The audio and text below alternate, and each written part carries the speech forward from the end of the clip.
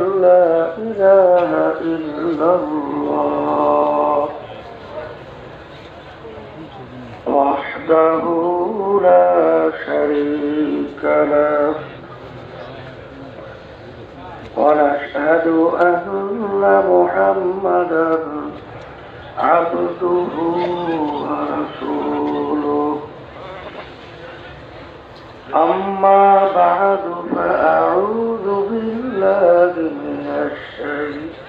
الشيطان الرجيم